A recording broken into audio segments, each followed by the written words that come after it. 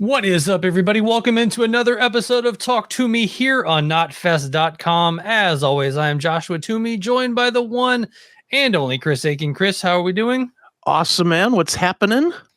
Not a lot, man. I finally put up my Vended interview from, the Sons of Slipknot interview Nice. up from Louder Than Life. I've been kind of sitting on that one for a minute, and then I had a few people ask why, but it was, I guess, they did every festival did an interview with Vended, so they didn't want to bombard the site with Vended interviews. Sure. So, but man, I will say, like, watching that interview back, it would be like, as much as I hated sitting in the sun all day, I'll take that right now over this bull crap weather we have going on right now. Yeah, this cold sucks. Cold and snow. It's terrible. I hate it. Nice. What's going on over at the Chris Akin Presents this week?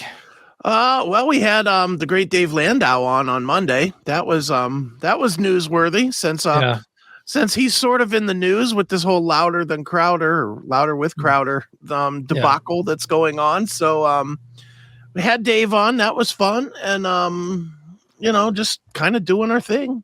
Onward we go. Does Landau do a lot of like voiceover work? He has such a distinct, cool voice. I don't know that he does any, honestly. I honestly don't think he does. I'm the only, for people that don't know, I do his website for him. Right. And I don't know if he does. He's never had me put it on the website. So that would make me think, no, he doesn't. But yeah, he could easily get a gig at like a cartoon or, commercials or something, man. Sure. Well, if Crowder doesn't sign a deal soon, he may have to. Right. Oh man. Well, let's dive into some news, man. Right. Well, it's finally happened, and it's happened now multiple times as we record. Pantera is starting to get concerts canceled. Yeah, this is lame. This is so lame. Go ahead and read the story. I have plenty to say on this. All right. So as we just sat down to record, another concert has been canceled. Oh no, which one now? Austria. So Pantera's concert in Austria this spring has been canceled following an outcry over Philip Anselmo's previous racist remarks. Earlier this week, Pantera's appearances at Rock am Ring and Rock im Park festivals in Germany were also called off for apparently the same reason. Most of the backlash stems from the fact that Anselmo made a Nazi-style salute when he performed at the 2016 Dime Bash event at the Lucky Strike in Hollywood to honor the late Pantera guitarist Dimebag Darrell.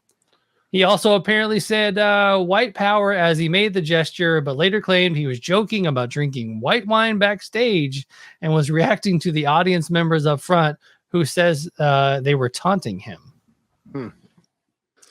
Amazing.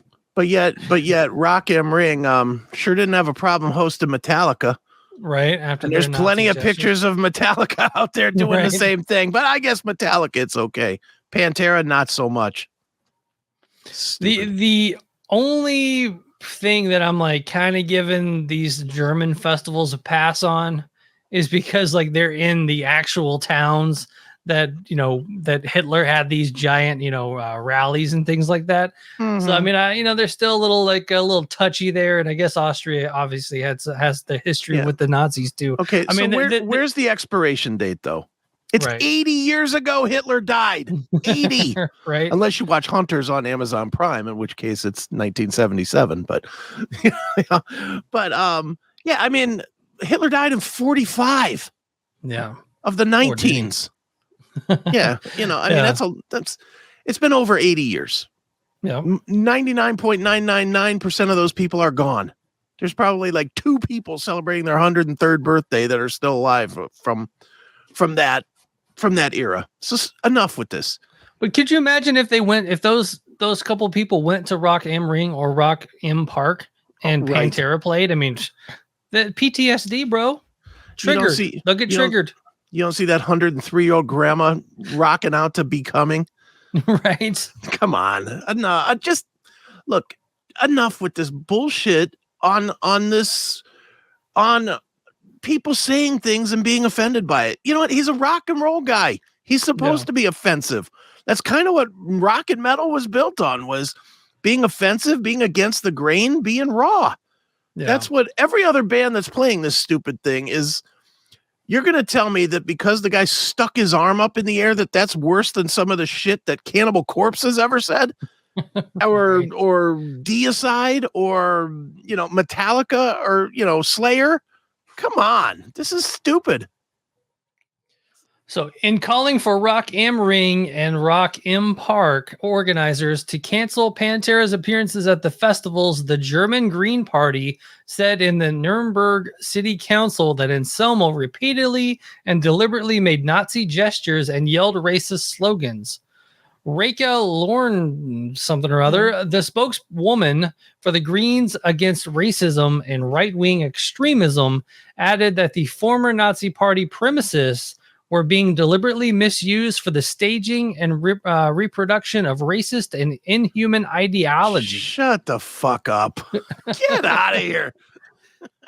It's not like Pantera's been going up with Nazi flags on their set going, we're going to send this one out to Ava Braun. It's becoming, right. Get the fuck out of here with this nonsense, man. Yeah. Come on. Let's see. The Green Party asked the organizer Argo Concerts GmbH to reconsider its invitation to Pantera and call off the band's performance at Rock am Ring and Rock im Park, which are usually regarded as one event with the almost identical lineup. It is considered to be the largest annual music festival in Germany and one of the largest in the world. Okay. So...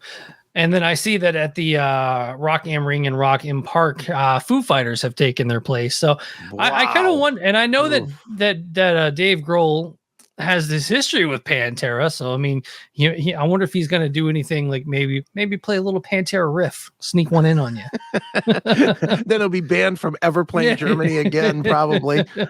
Dude, this whole thing is so dumb. But the Germans, I will say this. And this is from having actual experience in a similar manner, believe it or not, with German bands and Nazism. Right. I don't know if I've ever told you this story or not, but years and years ago on the CMS, like 15, 18 years ago, a long time ago. Okay. We used to do a bit where we would pretend that we were throwing questions out to Doro Pesch. Right. And every time, like, we'd just be talking about something and we'd be like, or Neely would say something like, well, what do you think about that, Doro?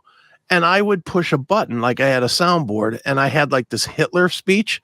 So every time he would throw it to, so what do you think about that, Doro? It would be like, he's it'd be like all that crazy Hitler speech. Yeah. And of course, Doro got wind of it, she heard it or whatever, was completely upset. And the label, which was one of the German labels, I think it was like SPV or Hammer or one of those. One of those that was in Germany. They got all butthurt about it. And it ended up being a big deal where I ended up having to get on the phone and explain to them that, it wasn't malicious and I'm not secretly a Nazi. And, they really hold that and I get it, I get it. A lot of their ancestors, 2 generations down, were killed in this thing. And I get that it's horrible. Right. I get in some ways, I guess it might be similar to if you make plane crashing into building jokes to 9/11 survivors. I get it, but my answer to them then, and it should be Anselmo's answer now, is, here in the US, we won that war. So to us, it's not an insult. It's a goof, right. And I'm not saying that Anselmo was doing it as a joke. I don't know what he was doing. And his white wine comment was that's poor. Ridiculous. That made it worse. He should have said nothing. Instead, he said, well, I was talking about white wine. That was really dumb. Of all things. Yeah. That was dumb.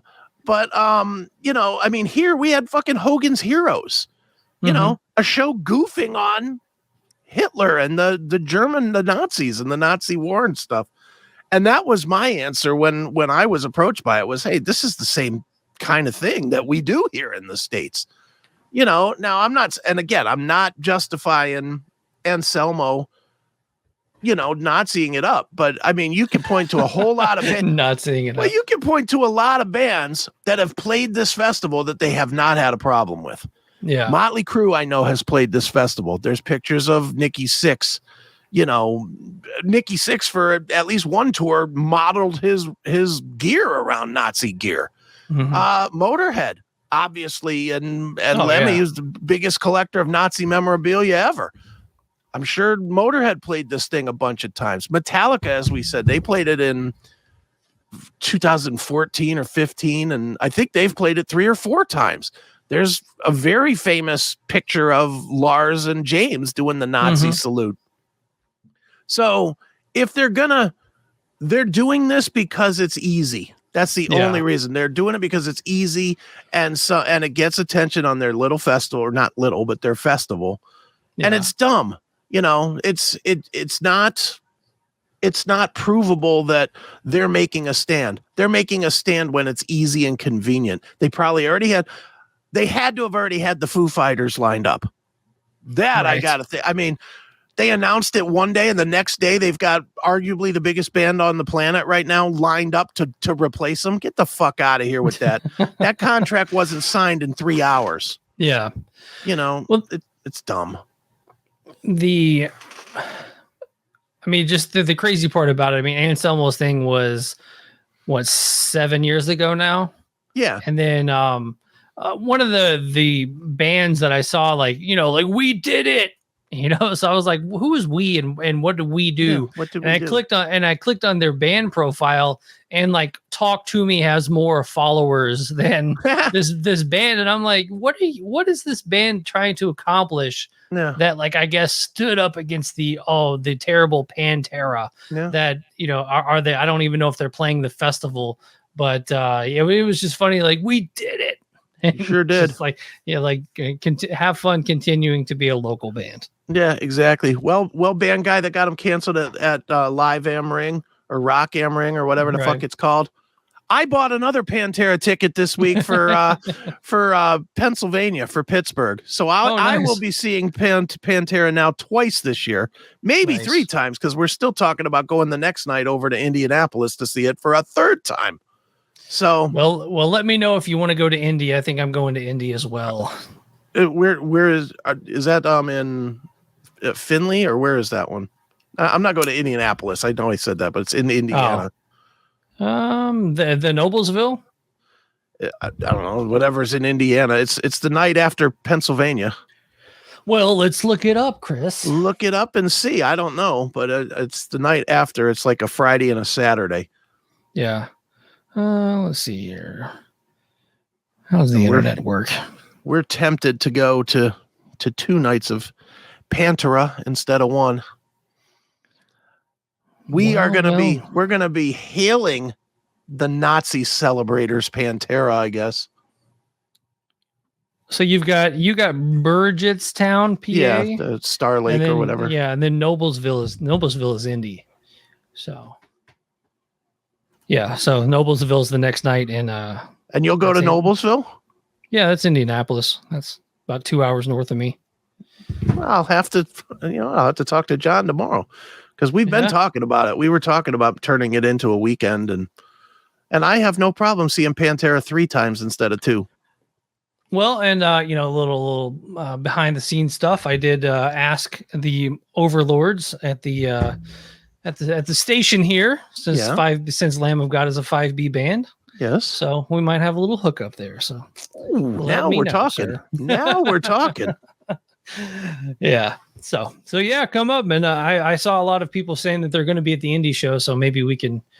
Maybe we could podcast from there. Maybe we could broadcast from there. Maybe have a little meetup. Maybe have a little drinky drink. Have sign some babies or something. Yeah.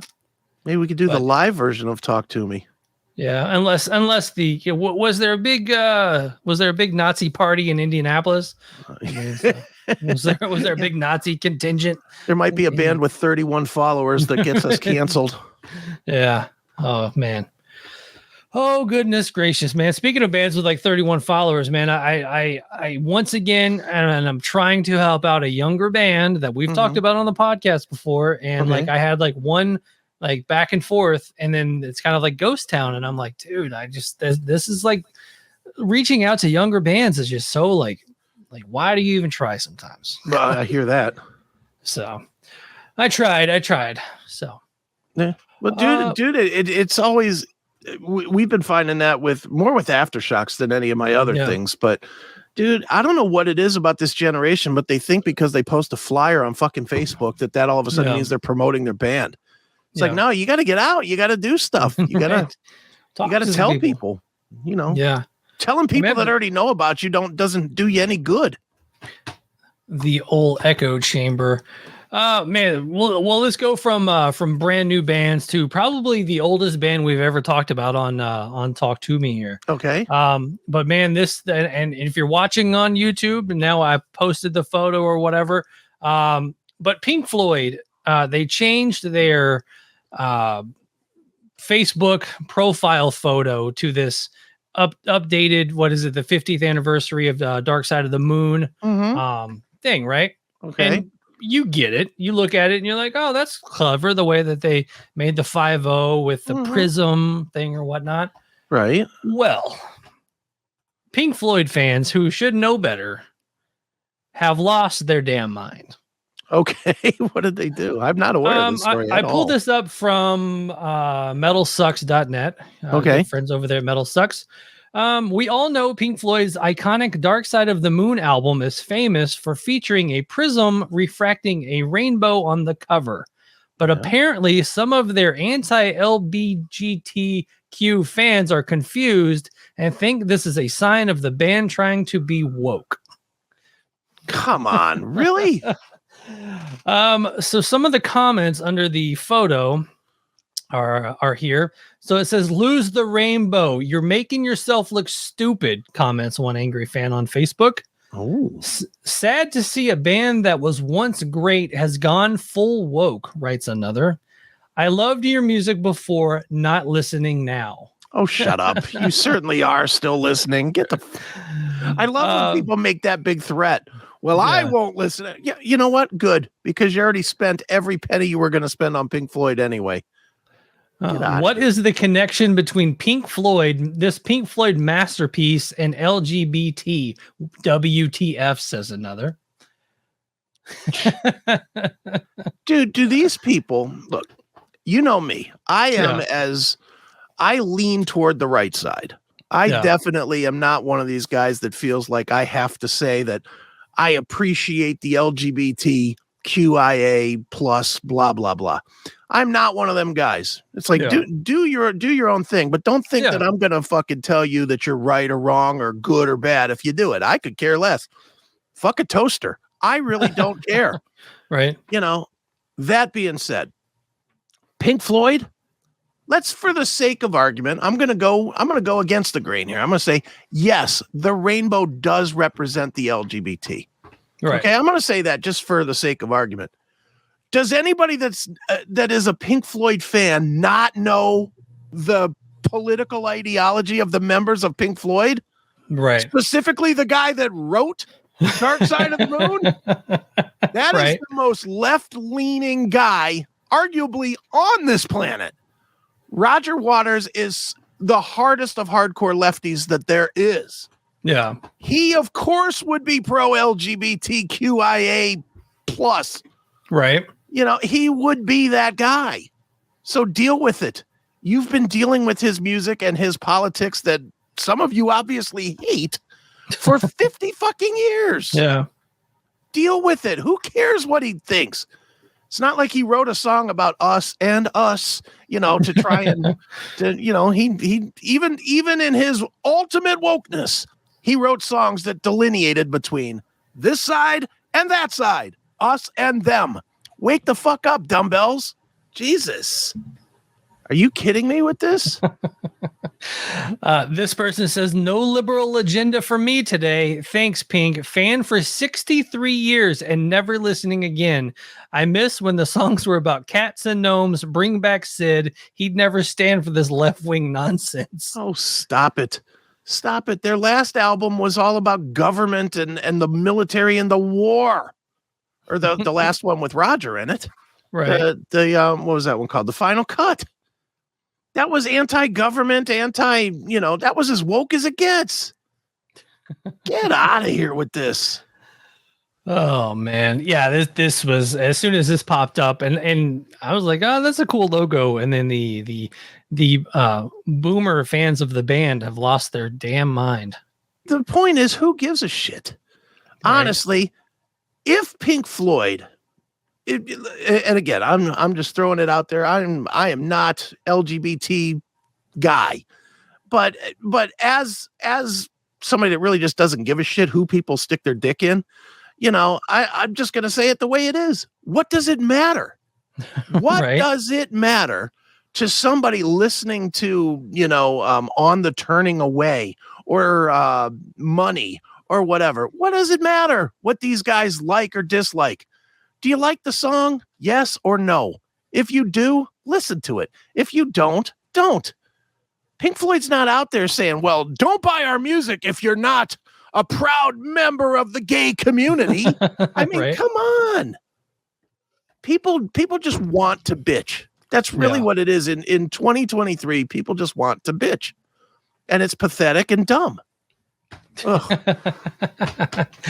Yeah, it's pretty great. And then there's a few responses that people are trolling the thing. The Prism already had a rainbow, and you'd be a fake fan to say Pink Floyd hasn't always accepted queer folks, one fan says. The wall was pretty clear that homophobia is vile. Yeah. And then imagine claiming to be a Pink Floyd fan for longer than I've been alive and still know nothing about them. That's just what I said. Pretty much. It's like, Roger Waters. I'm not going to lie. I have a great big old poster, not poster, but one of those ink painting pictures, whatever you call it, of Roger Waters in my living room. Yeah. And I could not be more against his political ideology. That guy, literally, it's almost like he jumps in my mind, sees what I think, and says the exact opposite when it comes to politics. Right? That's how I feel about Roger Waters. But I still love his music. I don't, because again, I don't really give a shit what he thinks about it, about society or life or who people fuck or whatever. I don't care. Yeah. I like his music. That's all these guys. People need to stop. Both stories that you read so far. People need to stop pretending like they know these guys and their opinion matters on what these guys are doing other than being a dancing monkey for them. That's what they are. That's what me and you are for anybody that's watching this. We're two dumb dancing monkeys dancing so that you fucking fuckholes have something to do. That's it. I will say back in the band, we had a band house, like my early bands. And we had one of those Subway size posters, like the big giant posters or whatever of the of all the Pink Floyd album covers painted on the naked ladies' backs or whatever. Right, sure. You ever seen that photo, man? Mm-hmm. Like in my early 20s, that might have been one of the hottest things I've ever seen. It was just Jesus Christ, that was hot. Yeah, dude, people need to stop. People need to stop with their get off of social media. If you are offended by any kind of a graphic, get the fuck off social media, because your opinion doesn't matter and you're way too invested in it. Go back to watching TV movies and shut the fuck up. Get back to your Murder, She Wrote. Yeah, exactly. That's exactly right. What's funny is the age of the people commenting on this have to be just they were too old for Facebook when it came out to begin with. They don't, they were the ones that when they got into Facebook is when most people started to steer away from Facebook. They're once your parents showed up, you're like, fuck. Yeah. they're the ones that are still curating their MySpace page just in case. It's stop it. Bring it back, Tom. We're sorry. We're sorry we ever turned our back on you. I gotta agree with that. MySpace, now seeing what it's become, MySpace was a zillion times better. Yeah, I mean, I will say maybe towards the end there, when there were some bots that kind of got in there. I know of some bands that had. I actually watched their bots working for them and shit like that, that type stuff. But I think that for the most part. Facebook at the very beginning was pretty awesome, but it definitely took a turn. Facebook was good for about 2 years. Those first 2 years that you had it, you were rediscovering all your friends that you'd lost track of in high school and whatever. Those days were great. Yeah. Then once everybody started posting their meals and shit, you're like, maybe this isn't so much for me. And then Obama became president, and then it was over. And it was just like, oof. And it was just a steady stream of fighting that still hasn't stopped. Right. Well, man, here's something that needs to stop, and I don't know why he continues to do this, but did you see the Axl Rose November Rain performance at the Lisa Marie Presley Memorial? Yes, made me want to jump in the casket with her. Jesus. Oh my God. I keep giving Axl the benefit of the doubt, but I mean that like the piano playing was great. I was like, all right, good job, Axl, rocking the piano there. But man, he opens his mouth and it's just gone. Like his voice is just not there. No, he doesn't. He sounds like a screechy old lady trying to sing Guns N' Roses songs now. It's not good. And look, I'm the last person that should be judging anybody on their look. I really am. I'm an ugly, fat fuck. That being said, no, there's no come on. I like pizza and I look like shit. I get it. What is Axl doing with that hair? I don't know. What is that? That is something out of that's Eddie Haskell from Leave It to Beaver hair. That shit went away in like 1958. I don't know what he's doing with that. His hair looks goofy, and seeing him without, we've kind of gotten used to him with the hat now. Yeah. Like he wears the hat on stage when he sings, like the sombrero or whatever he wears. But now seeing him playing that song, it's like, what is this? This is poor. Yeah. I mean, someone posted it was like TikTok maybe or something of a side by side of Sweet Child of Mine back in the day as opposed to now, and I don't expect it to sound 100% accurate, like as opposed to what it used to be. But my goodness, man, it's just the drop off. I mean, he had such a distinct voice to begin with, and I'm not going to jump out here and say I'm a giant Guns N' Roses fan. And they were like an always ran for me. I was in that like Metallica camp, and Metallica didn't get along with Guns N' Roses, even though they toured together. So I stayed Metallica. But I mean, obviously, I appreciate Guns N' Roses and what they've done. But it's just crazy how Axl's voice is just it's not there. He doesn't seem like he's almost got that. That's another thing. Like they everybody hounds on Vince Neil for being all fat and stuff, but Axl's pretty thick dude too. Yeah, he's pretty thick and his hair is just ridiculous. Like I would much rather have Axl in a wig or something. Yeah, bring back the cornrows or whatever. Something because he looks bizarre. You want to hear my conspiracy about this? About the Lisa Marie Axl performance? Okay, my conspiracy is that this is Axl just trying to mimic his idol, Elton John. And this is his Princess Diana moment. Oh, okay, yeah.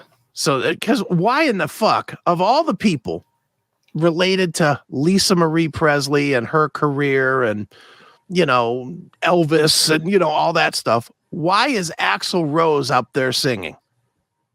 Why wouldn't it be, I don't know, somebody associated with Michael Jackson, who she was married to at one point, right? Or somebody associated with Elvis, right? I mean, there's a lot of other choices. Guns N' Roses guy does not seem like the appropriate choice. Now, I know they knew each other, or they were friendly, or whatever, but. Well, it says here in the quote here in the little speech he gave, it says, "I don't know that I deserve to be here, especially speaking amongst those that have known Lisa for longer and were much closer than I, especially her family and those who have known her most of her lives or even all of hers. I do know Lisa loved her family very much and was fiercely protective of her father, his legacy, and both her love for him and his love for her." Yeah. So why is he there? That's ultimately the same question. Why is he there? Why is he the guy that's chosen to perform? I get that he was there if he knew her. If he knew her, I get it. You knew her. You were friendly. You come up, you throw a rose on the box, you walk away. You don't sing a song, especially your song. Right. Sing one of her songs. She had songs. I looked at the little pamphlet they give out of everything going on, and it really does stand out that Axl Rose is doing November Rain at the service. Yeah, I mean, I don't know, one of Elvis's religion songs or something, but she had albums. I mean, she must. I don't know her music at all, but I'm sure she had a ballad or two. Yeah, she was a pop singer. I'm sure she had a couple of ballads. Sing one of those. Is Axl just surrounded by like just all yes men? Oh yeah, and like, I mean, I know he's kind of an aloof, stays up until 8 a.m. and then goes to bed, and all those stories you hear over the years about, even like they always talk about that metal show when they interviewed him, and he wanted to wait till after the concert, and it was like after he ate, and they ended up interviewing him at like 5 a.m. To get him on that metal show. I mean, just he's almost like the Howard Hughes or something of metal. Yeah, he's an odd guy. I'll tell you. I have a friend, or I don't even want to say a friend, an acquaintance. I have an acquaintance that Dave is Landau. No, but I do have an acquaintance that is a member of the Guns N' Roses touring entity. I'll just leave it that way. And that person asked me if I wanted to come out to a show. And I was like, sure. I was like, fuck yeah. I would definitely like to come out to a show. And the response I got was, well, we'll have to run it by Axl or Axl's people. Okay. And I was like, this is a guy that's involved in the show. Right. And he can't have a pair of tickets for a friend without running it by the boss. So yeah, he definitely is a yes man that is surrounded by a team of people that controls every move that he makes. There's no, and hell, even when I saw him at Rock on the Range a few years ago, I didn't see him. I left because they made such a big stink that the media had to be out of the tent at a certain time when Axl was going to come through. I think that's the same thing that happened at Louder Than Life. I'm trying to remember, because I know that I wasn't back in the back when, like, before they went on, and where the main backstage area and the stage, everyone kind of has to pass by. That's how it was kind of cool when I saw Kiss kind of go by in their full Kiss regalia in the golf carts, like arms reach away. And I remember specifically looking over one day and like, oh, there's Marilyn Manson walking by. Right. It's just crazy to see some of those people kind of in the wild. But yeah, I think I do believe they kicked us all out for Axl too. Yeah, it's. I have a friend that he does a local podcast here in Cleveland. Okay. And they snuck a picture with Axl. They actually snuck into the tent and like, one guy asked for the picture, then the other guy almost photobombed him to get into the picture with Axl. It's the dumbest fucking picture you'll ever see, but that's because Axl only gave permission for the one guy to take a picture with him. So yeah, he's definitely, locked away. Let's dive into some Metallica news. I saw this pop up today. Always good to talk about Metallica. Metallica's 72 Seasons global premiere is coming to a movie theater worldwide for one night only. Ooh. I think I might actually try to go see this, actually. Tell me how it was. Metallica are excited to extend an open invitation to the Metallica family worldwide. Oh, the family, good. No, I added the family part. All right. The global premiere of the band's forthcoming 12th studio album, 72 Seasons, for one night only on Thursday, April 13th. 72 Seasons will be played in full in pummeling surround sound exclusively for cinema audiences worldwide, with every one of the new songs featuring its own music video and exclusive commentary from the band. So hold on. Okay, go ahead. So is it going to be performed or is it going to be played a video? It's just a video. It's going to be it's the album with videos and some commentary in between. So it's just a listening party. Oh, that they'll charge full price for. I'm going. Can they really need money this bad? I think it's just just different they're just thinking of different ways to get to the people, man. I get it, but everybody will have the record like at midnight then. By the time you walk out of the theater, it'll be on Spotify. Yeah, but it won't be in surround sound at the movie theater, man. It'll be in surround sound in these headphones. Be surrounding my head. I'll do a live cut in from the listening party. You should. That's what we need to do to upgrade the show when we start the upgraded show. We need to shoot video wherever we're at. Hey, I'm here. Right. Here I am. Oh, yeah, I'll check it out. I mean, I never went to, I don't think I saw like Through the Never, and I didn't go for, didn't they do some live like drive-in shows at the beginning of the pandemic? Yeah, they did the drive-in shows, and then they did a like a pay-per-view something from one of the festivals, maybe one of the Big Four. I think it was a Big Four. Might have been Big Four, yeah. Yeah. Yeah, so. I don't do any of that. I've never really delved into any of that crap. Just give me the record. All the videos will be on YouTube the next day. You know what, man? I'm going to go and I'm going to hang out with the Metallica family, man. There you go. You better not swear while you're there. Yeah. Hopefully there'll be some kids there, man. Yeah, so you can get your phone out, start filming people. Dude, why are you here? Are you here to see Metallica, man? The Metallica. Are you part of the Metallica family? How long you been in the Metallica family, man? You got some Metallica friends and children here? You got a Metallica tat on you, bro. I do need to get a Metallica tat. You get a Metallica tat. I'm not doing this show anymore. not Metallica, but an actual Metallica tat. Metallica, fine. If you get something that has the apostrophe in it, I'm not your friend anymore. Might do it just to see if you'll still be my friend. This is Metallica related, but I thought this was kind of fun. This is from Loudwire. It says, do you remember Winger? The group that was seemingly on top of the world in the late 80s and early 90s, right at the height of hair metal dominance. But it wasn't grunge that signaled their downfall. In a recent interview with Ryan Roxy, Winger guitarist Reb Beach points to two significant media presence that definitely affected their perception in the public eye, calling out Beavis and Butthead and Metallica. As many fans will remember, Winger's rise coincided with the heavy airplay on MTV. Videos for 17, Headed for a Heartbreak, and Miles Away were among the network's most requested clips of the day. But while MTV played a part in their rise, it also had a hand in their downfall with the airing of Beavis and Butthead, featuring two animated teen slackers who talked smack or heaped praise on music videos. Within the show itself, one of the side characters was a kid named Stuart, often seen wearing a Winger t-shirt and frequently dismissed by the teen duo. Right.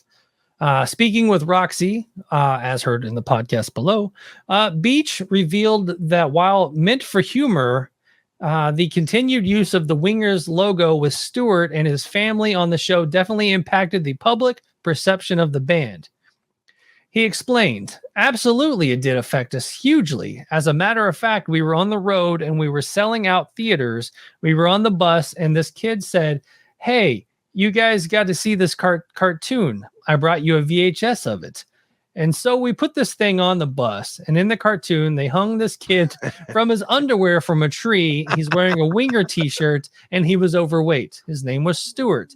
And he was in every episode, and they went to his house, and his parents were wearing Winger t-shirts, and the dog was wearing a Winger t-shirt, and they were all nerds. I don't remember the family. I don't remember that either, but we actually saw a direct result of that thing. In the weeks that followed, we had to cancel the tour because people were caught wouldn't be caught dead buying a ticket to a Winger show. And then Reb Beach also then called out Metallica for taking a shot through their music video. Metallica didn't help with showing in their biggest video, in which they throw darts at a poster of Kip Winger, said the guitarist, referring to the Nothing Else Matters clip. They would show it at their live shows, and my friend who went to see them said the entire arena laughed at that part of the video where Lars throws darts at Kip. Well, it is ironic that Metallica was making fun of posers and then became posers. That part, come on. Until it sleeps, nothing else matters. Dude, there's plenty of the memory remains. There's plenty of proof that Metallica spent a decade being posers themselves. Here's my thought anyway with Winger. They were great. Musically, they were great. Okay. I mean, I'm not a huge fan of their stuff, but I didn't hate them. Right. They were far better than a lot of the bands that became big. Poison, Warrant, Motley Crue. Yeah. Musically they were better, and they're all like really, really excellent musicians. The problem that they had, and they brought it on themselves, and they created that reason that Beavis and Butthead and Metallica and anybody would call them out as being posers. If you remember any of their earliest videos, She's Always 17 or right. Only 17 or whatever, and especially the Can't Get Enough video from the second record, they were seriously going for the hair, the ultimate hair look at the time. The big poofy hair, Kip Winger prancing around with his shirt open, just dancing around. All chest hair. Yeah, and just, it was like you take the White Snake Here I Go Again video and you just dork it all up. I'm trying to find the right word here. Right. You really dumb it down. It erases any integrity musically that they had, because you just look at that video and you're like, ugh, this looks like something my sister would put up on her wall from Teen Beat. And that ruined the band. Those guys, Metallica and Beavis and Butthead, was just a reaction to the impression that they put out. Notice how Kip does, or Reb doesn't mention any of that stuff. Any of the stuff with them prancing around and flipping the guitars around their back and stuff with the open shirts and the big pirate shirts that they were wearing in the videos and stuff. None of that is mentioned. Only that Metallica and Beavis and Butthead ruined their career. It's a cop-out. Yeah, but I mean, I think that we've talked about, I'm like that age. I was 12 when the Black Album came out, and 12 and 13 when Beavis and Butthead really hits. And I remember, my heroes Metallica making fun of Kip Winger and throwing the darts at him, because that's also in a year and a half in the life of Metallica. Mm-hmm. And then obviously, Winger is kind of the butt of the joke on Beavis and Butthead. The two cool guys who were in AC/DC and Metallica, and then they're picking on the Winger kid. So, I mean, at my impressionable age of 11, 12, 13, I was like, well, I guess Winger is lame. Well, but a part of it too is that they didn't have they had that same look and that same silly, goofy look that was going around back then, but they didn't have the success, so they were an easier target. That's why it wasn't Poison. That's why it wasn't Cinderella. Same look. They all had that same look, but those two bands were huge. Yeah. So it didn't do Metallica any good to throw darts at a Tom Kiefer picture or a Bret Michaels picture, because those bands were probably on the same level of fans at the time. 5-6 million sold, for record to record, they were even. So what they went after the low hanging fruit, the one that wasn't selling as well, which was Winger. Story goes on to say, between the two very public jabs, the band had become something now mocked, and the group saw a direct correlation with their touring returns. I sold all my guitars, 20 guitars, recalled Beach. I just bought a house in Florida, sold that. I was there for 10 months and then moved back to Pittsburgh from Florida, which I wish I didn't have to do. And that was a really rough time. Winger eventually disbanded in 1994, a year after releasing their third album, Pull, to diminished returns. And then it just goes on to, that's a shame. If you ever listen to that record, that's a heavy record. Is it? That's a good record from them. It's really meaty. It's kind of like all those bands at that time, when grunge pushed them out, they all came out with like a heavy record. Yeah, they all tried. They all tried and they all failed, but Pull was definitely, to me, it's their best record of theirs that they did. And another one was remember Warrant came back with was the dog one, Dog Eat Dog. Dog Eat Dog, which was real heavy too. Yeah. Same thing. Great record, didn't sell dick because everybody was smelling their teen spirit. I think that Metallica also had a huge hand in kind of killing off the hair metal too. Like they always pinned it all on grunge, but I mean, I think that Metallica really turned a lot of people off of that, and the rise of thrash, and you had like all the dudes like posers and kill the hair metal guys and stuff like that. I mean, that was a lot of the thrash metal guys too. Yeah, you know what I mean. You just have to kind of look at what was hot at that time. Yeah, obviously Metallica and Guns N' Roses were huge. Neither of them, even Guns N' Roses, I think kind of helped kill the hairband thing in a way. Yeah. Just because they didn't really, I mean, when Welcome to the Jungle came out, they were all posed up and, hair, especially Axl, hair teased as far as you could get it. But notice they got rid of that in a hurry. They were like, we're not doing that. We're just going to be a street level rock band.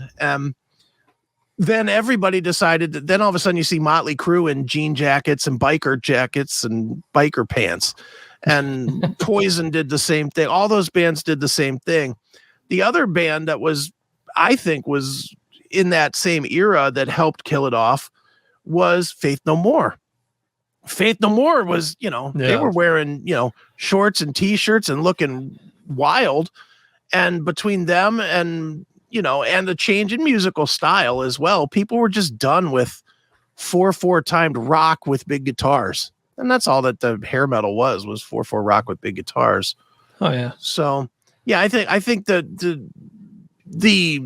as I think you're right, Metallica and thrash did definitely kind of kill, and don't leave Slayer out of the mix either. Slayer dumbed their sound down just enough with Seasons of the Abyss to be appealing to those people that liked hair metal, the heavier stuff of hair metal, because it wasn't as fast. The most of the Seasons of the Abyss was not quite as fast, and that, all that was coming in at the same time as Alice in Chains and Soundgarden and all that stuff. And it just sort of, I'm with you though. I love hearing when people think that there was like a line drawn. Yeah. Smells Like Teen Spirit came out and everybody stopped selling. And it wasn't like that. It really was kind of the merging of Soundgarden, Nine Inch Nails, Pearl Jam, just everything was sort of creeping into the thing. Metallica doing Lollapalooza with Soundgarden as co-headliners and stuff like, that was a weird time. It was, but it was really, it kind of dissuades the argument that everything changed on whatever date in 1992 or whatever. It wasn't like that. It was just music kept evolving. Alice in Chains. I would put Alice in Chains as probably more of a linchpin on the change than anything else for metal people, because they were the first one that was sort of alt metal that people gravitated to. Yeah. A lot of it. And they, who did they tour with at first? Slayer, Anthrax, Megadeth. Yeah. I mean, they were in that mix, and they were not as heavy as those bands. So it brought over a lot of fans. Oh yeah. I mean, if you look back, I mean, there's the Skid Row Soundgarden tour, Skid Row, Pantera, all that stuff. And, you definitely, what was it? The stadium tour with Metallica and Guns N' Roses, the original opener they wanted was Nirvana. And Nirvana was like, yeah, no, like we're good. Yeah. But, Nirvana wasn't good. I mean, I saw Nirvana a couple of times. They were just not a good live band.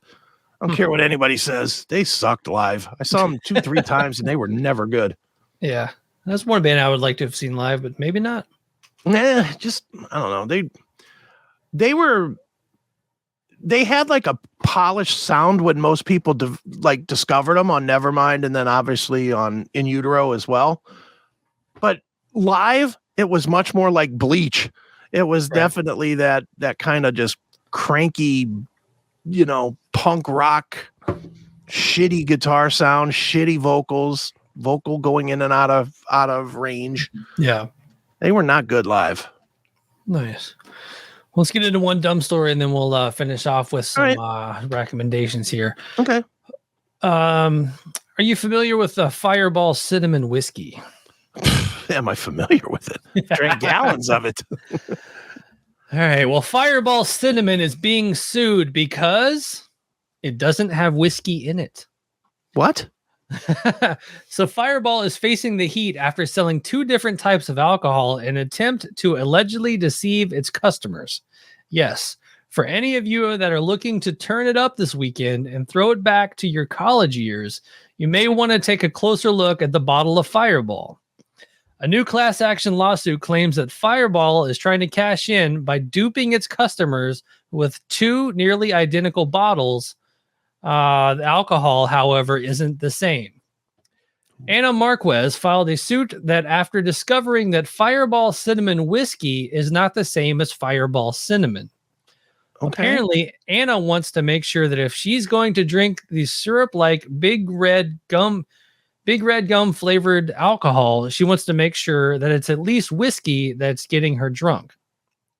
But the suit claims that Fireball Cinnamon Whiskey, which was the original product that we've all come to experience hangovers from throughout the years, contains actual whiskey at 33%. However, the sneaky other brand, just Fireball Cinnamon, which is usually found at countertops and in smaller bottles, is a malt liquor at 16.5%. So that's right, everyone. Make sure to read the fine print when you're snatching some of those bottles to go.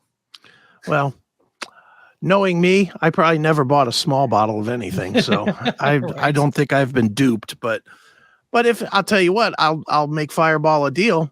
If they just throw me a fifth of the whiskey, I'll forget joining the class action lawsuit. Marquez is suing the Cesarac company, which makes the Fireball drink, over its misleading packaging. The lawsuit represents more than 100 plaintiffs who had bought the drink in thousands of stores across the country. And they are seeking how much in compensation, Chris? It can't be a ton, can it? $2 million. They are seeking $5 million in compensation. For what? For not having hangovers? I mean, what is the damage that's been done here? I guess false advertising, but $2 million? Well, I mean, did they drink $2 million worth of false liquor? I'll put it to you this way, and this is I've never had Fireball, either cinnamon whiskey or Fireball cinnamon, whatever. Sure. But my stepmom, who's like uber religious, like my dad got remarried when I was like 17. Mm-hmm. And she came into our family just with the Bible in hand, 10 commandments on the wall, 30 different photos of Jesus everywhere. Like, it was bad. Okay. And I, moved out pretty close after that. Right. But somewhere along the line, anything booze related. My dad smoked cigarettes and she hates that. She just hated all vices like a good Christian woman. Okay. But somewhere along the lines, maybe 10 years ago, she started drinking whiskey with my dad. Don't really know what happened there. So a couple years ago, she came over for, I think, Christmas, and she sent us to the store to buy Fireball. Or we were going to the liquor store for wine or something. She's like, will you grab some Fireball? So I probably grabbed Fireball Cinnamon thinking I was buying Fireball Cinnamon Whiskey. That's all I'm kind of getting at there. Okay.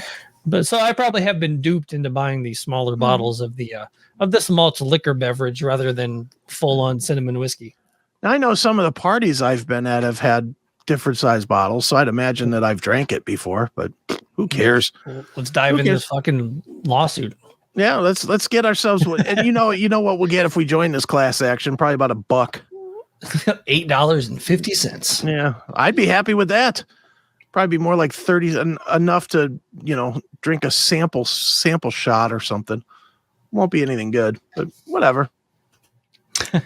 I'm still on the Fireball. I'm good with it. I'll end this off with I'll start off the finishing segment here with what we've been kind of listening to, watching or whatever. And the main thing I was pleased with is, my love of Saturday Night Live. Mm-hmm. And I still watch it, pretty religiously. I maybe miss one here and there. Okay. But I still try to, catch as many as I can. But Aubrey Plaza was the host over the weekend, and she absolutely murdered it. I love her. She was on Parks and Rec. I loved her on that show. Yeah, she did like a Parks and Rec thing. She was on the White Lotus, I guess, most recently, which my wife's been watching, but it's supposedly Aubrey Plaza does a lot of sex scenes and things like that. So maybe let me add that to the queue right now. But the main thing that kind of hit the news is during the closing segment where they just say thanks for everybody, blah blah blah, for hanging out. She's rocking a Megadeth t-shirt. Nice. So hopefully she enjoys it. But I mean, she kind of showed it off too to like make sure you saw that she was rocking her Megadeth t-shirt. Mm-hmm. But yeah, I mean, if you want to watch a fun SNL, definitely go back and check out the Aubrey Plaza episode. Sam Smith was the musical guest, so you probably want to skip through that. But Aubrey Plaza murdered it. That's cool. Very cool. I will definitely go in for the first time in years. Check that out. Right. And other than that, though, I mean, I've just been watching football, watching some playoffs, and I was surprised to see the Bengals kind of dismantle the Buffalo Bills. That was a surprising one. What do you think of this whole conspiracy theory about Damar Hamlin? Have you heard this? All right. Yeah. I kind of thought about bringing that up actually on the Slobber Knockers, the football show I do with Baco and Gene Vogel. But yeah, it's weird because I thought it was weird every time I saw Damar Hamlin, like he's like covered up and he's got the sunglasses on, and he's very like, why are you so covered up? Like that didn't make any sense to me. And then when the conspiracy theories popped up, I'm like, well, I kind of see it. Yeah, I see it. I also see the rational explanation of somebody's already been in his ear saying, hide yourself and you've got a book deal here, right? Or a movie deal or both, and since you're never going to play football again, you better cash in while it's hot. Yeah. I mean, I did see, I think there's like some photos from inside the press box that they're in. Yeah. Or the box that they're in, the suite, I guess. Mm-hmm. And you can kind of tell it's him, but it's still like he's still wearing a mask. But you can still argue that it's not him. I mean, like the facial features that you do see kind of look like him. Yeah. But I mean, not that I know exactly what Damar Hamlin looks like anyway. Yeah, I was gonna say that's a whole nother thing. Is like, do any of us know what he looks like? We didn't even know his name 3 weeks ago. Right. So but yeah, I when I saw the conspiracy theories pop up, it did like kind of click. I was like, well, you didn't really ever see his face, and it was really weird the way he was hiding, kind of coming in. The way they brought him in on that. The way they brought him in on that cart. Yeah, they brought him right up to the door, and they surrounded him, and then he got out and ran straight in the door, so you couldn't see him and stuff. I was like, whoa, that's kind of It seems like he'd be much more of a waving at people and even like the support, whatever. Well, and the people in the tunnel that would be that close to the suites anyway are probably press people and people that are kind of around the organization anyway. So I mean, why are you hiding them from them? Yeah, but and they didn't hide the mom or the brother. Yeah, the mom and the brother came walking right up. They took plenty of film of him. On, yeah, they were fine with that. But it's definitely interesting. Right. But I'm going to call my shot now. I'm going for an Eagles-Bengals Super Bowl. Eagles win. I think the Eagles are going to win this week. I'm going to go the other way, though. I'm going to go with the 49ers. Okay. I love the third string quarterback making it to the Super Bowl. I just like that. I don't know that's a pick that makes a lot of sense. It's just more of a, man, I'd like to see that happen. With all the talk that if you don't have a great quarterback, you can't win. I would love to see the guy that's a third stringer and the last pick in the Mr. Irrelevant. Yeah. I would love to see that guy start a Super Bowl. That would be awesome. Right, if he's one of those dudes, if he wins the Super Bowl, and comes out and I mean, he'll have the Mr. Irrelevant line of clothing and there'll be the movie and if they're going to make movies about Kurt Warner, they're making a movie about that guy. Absolutely. Dude, what happens to that Trey Lance? Boy, he becomes the Wally Pipp of football. He literally becomes, they might as well trade him. Well, I mean, that was kind of the hot topic around Tennessee is because we got our new GM is from the 49ers. Okay. So they're like, you think he'll trade for Trey Lance? I don't know. You never know. Do you guys want Trey Lance? I don't know what. Do you really want to have Trey Lance and Malik Willis as your two quarterbacks? Two unproven guys? We're gonna bring back Josh Dobbs, man. Josh Dobbs. Well, Dobbs would probably play as well as anybody did. Yeah. Hey, he looked, honestly, I know there weren't wins, but they looked good in their last. Yeah, he looked good in his couple of starts there. So I'm just curious. I mean, the off season for the Titans, this is the most just up in the air it's been in a long time. It's kind of like, new offensive coordinator, new GM, right. High pick in the draft. It's just where are we going? I mean, they're also saying trade for Aaron Rodgers, sign Tom Brady. I mean, it's just no telling what's going to happen. Tom Brady's not going there. Yeah. Tom Brady's only going somewhere that he's guaranteed to win. Right. That's the only, or back to New England. Yeah. The scary part would be if he wants to come to Tennessee just to kind of hang with Vrabel, and they just want to buddy it up. Like it'd be a buddy cop movie. That's not happening. That's you wishful thinking. That's not happening. No, I didn't say I was wishing for that. I said, I honestly, that's too scary. Yeah. Like he would just come for the paycheck and not for the actual wins. It honestly makes more sense that he would go to San Francisco than to Tennessee, because he's from there, Now he doesn't have a wife to bog him down, so he could he could run around, on his weekends. He could fly down to Hollywood and have some fun, hook up with some models or whatever. He could go hang out on Broadway in Nashville, man. Go to the honky tonks. There's a big difference between Nashville chicks, Nashville pussy, and the band, of course. Yeah, right. The band, that's what I'm talking about. But yeah, I don't know. We'll see. Let's get through the Super Bowl and none of this matters because the USFL starts in 7 weeks. That's right. Did you notice that guy that was playing for I don't know if you watched the Cowboys. I most certainly did. But homeboy, the homeboy from the USFL was making plays, and he was actually the last person to catch the ball there at the end on that that whatever play they were trying to do there. But yeah, he caught the pass. Yeah, I was like, hey, it's that guy that was. He had that big team. Return in the game. He had like a big 50-yard or 60-yard return in the game. That's our dude. Yeah. Love it. USFL, baby. Right. Can't wait. My Stars, they're going back. You gonna pick a new team this year? You're gonna stick by your team? Yeah, I'm Panthers till I die, man. What are you talking about? Nice. All right, I suppose you want my recommendations. These will be quick. Yeah. Music. Anytime Motorhead has a song that's new or new to us, since obviously Lemmy is gone, it's in my playlist. It has a song called Greedy Bastards that they just released from like the deluxe edition of the Bad Magic record called Seriously Bad Magic. It's fantastic. Check it out, Greedy Bastards.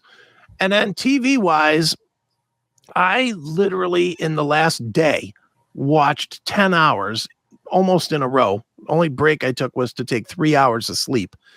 I watched a show overnight on Apple TV Plus called 5 Days at whatever the fucking place is. 5 Days at something, Madison or something. All right. What it's about is 5 Days at Memorial. And what it's about is there was a hospital during Hurricane Katrina, and the hospital got kind of locked down by the flood and everything, and got screwed up, and the people, like the doctors and all the patients and everything, got stuck in the hospital for 5 days. And at the end of Katrina, they found 45 dead patients at this hospital. Wow. And they accused one doctor of killing like 30 of the patients as like her. And anyway, that's the way this was framed up, was that I guess there was court and stuff about that. I don't know how none of us ever heard of this thing. Yeah. 5 days at Memorial. Yeah. 5 days at Memorial. Huh. But the doctor was taken to court and everything else about killing like 30 patients, like drugging them. Because what they did was they evacuated the people that were most likely to survive. Okay. And then like the really fucked up patients were left behind with like this doctor. And then this doctor went and just started sticking them and killing them. And that's what they're alleging. But then she was found not guilty, in the court. But I was watching this thing and I was like, how did we not hear about this? it seemed like it'd be a big story. Well, I mean, if she was found not guilty, I guess. But I mean, you didn't hear anything about the court dates and stuff. But it's just like, if you're, I mean, it's almost like the zombie apocalypse type stuff. It's like if these people are going to die anyway, and you got to get out of there, it's like, and they were really kind of zeroing in on like some of the people were like, basically hospice type, because there was like the hospital, and then there was like an addendum to the hospital. It was like a hospice that was hooked to it. So most of these people were like the hospice people, but they were like, they had doctors that were coming out saying, well, when I evacuated on Thursday, there was 6 people dead. And then on Friday, they announced that there were 45 people dead. And what happened to all those people? And it was like, damn, it's a crazy story. And it really details everything that was going on during Katrina too. And, it was pretty eye-opening, to be honest. I mean, like I don't know, Dick, or maybe you know more, but I don't know anything about Katrina other than they flooded. That's about all I know. And yeah, I knew it was something to do with the levees and all that stuff, man. I remember I was working at a Papa John's at the time, and I was in like southern Kentucky, like right above the Tennessee line. I was working at a Papa John's over there, and they the local newspaper did a story about a family that was living at the KOA, right? That that was from that was evacuated from Katrina. Mm-hmm. So I did a nice deed, and I called the KOA and sent over a bunch of pizzas, to do my charitable work for Katrina. So that's all I know of Katrina. Yeah, I didn't know. Some pizzas to some people that ran away to the KOA. Dude, that's more than I knew. I didn't even watch it on TV when it was going on. I knew there was like some mayor that ended up in jail later for like stealing all their money or something. Like the guy Nagel, I think his name was Nagel. And I could be dead wrong with why he went to jail. I know he went to jail. I have no idea why, but I think it was like he was embezzling government money or something. I don't remember. It was like something. I really did. I feel like a bad citizen because we had so many people die in that shit, and I don't remember anything about it.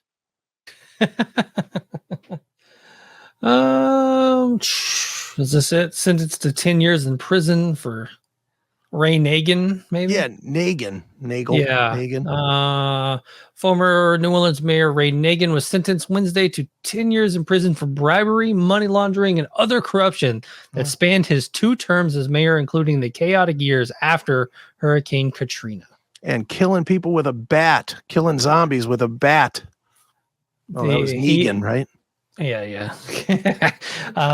Accused of accepting hundreds of thousands of dollars from businessmen who wanted to work from the city or Nagin's support for various projects. The bribes came in the form of money, free vacations, and truckloads of free granite for his family business. Nice. So I had a bunch of gravel and shit. Very wow. I wonder if he thought it was worth 10 years of his life in prison over driveway supplies. I don't know, man. I need to get somebody to come out and pave my driveway, so maybe I'll call this guy. Yeah, maybe. He knows some people. And he'll be looking for work here. He's scheduled for release in 2023, so maybe. Yeah, wow. It took that long. 2014 is when this story was out. So yeah, he'll be out soon. Yeah. Maybe he's out on good behavior. Maybe he's out to do your driveway. Maybe he's the guy in the front yard. Nice. One last thing before we get out of here. One of my all-time favorite emo bands, Panic at the Disco, is called it a day. Oh. But which is crazy because there's only like Brendan Urie is the only member of the band left. Right. And so somebody put out a great meme of that guy looking in the mirror and he's like Brendan Urie telling the band they're breaking up. But man, that dude's immensely talented and one of the best shows I've ever seen. It was Panic at the Disco and Weezer. I was actually really surprised that both bands were great. Right. That's crazy. Yeah. So rest in peace, Panic at the Disco. Yeah. You have one very distraught fan right there. I don't know what to do with myself. Just move on to your next emo band. Yeah. Don't take away my metal card, man. Black Veil Brides are still a thing. Go to supporting that. I never got into them. That was really one band I really never. I'm so surprised that you're not into them because you're into emo and you liked some of that hair metal stuff. And that's kind of they're kind of the mishmash of both. Yeah. Yeah, man, I don't know. I never know what my musical taste runs the gambit. I mean, I'm sending you like death metal today, and like this reminds me of like old Cannibal Corpse. It's great. And then I'm also bummed that Panic at the Disco broke up. So I run the gambit, Chris. Yes, you do. But I guess that will do it, man. I'm gonna jump off here and let you get back to watching some wrestling. Watch some wrestling. Yeah, I know you've been checking your phone. Your son's like, my son's blowing it up. He's like, dude, House of Black. You would not believe what just happened.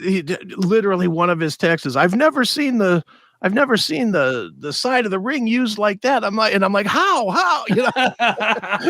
AEW is coming to Lexington, man. I thought about making the trek over. It's like about an hour and a half away. It's fun, man. It would be fun to go see. I haven't seen wrestling since USWA back in like the late 80s. So with like Jerry the King Lawler coming out. No, but, I don't think you'd get that guy, but you get Chris Jericho. He's just about that old. Yeah, there we go. And he wrestles every week. See if I can get an interview. Hey, there you go. All right. Well, that will do it for another episode of Talk to Me here on notfest.com. Make sure you're heading over, rating, reviewing, subscribing, doing all the fun podcasty stuff. Yep. That from Chris Akin. And so make sure to just follow on Twitter at Talk to Me Talk, Facebook at Talk to Me Talk. And so for the Talk to Me podcast here, notfest.com, I'm Joshua Toomey. I am Chris Akin. And we will talk to you soon. See ya.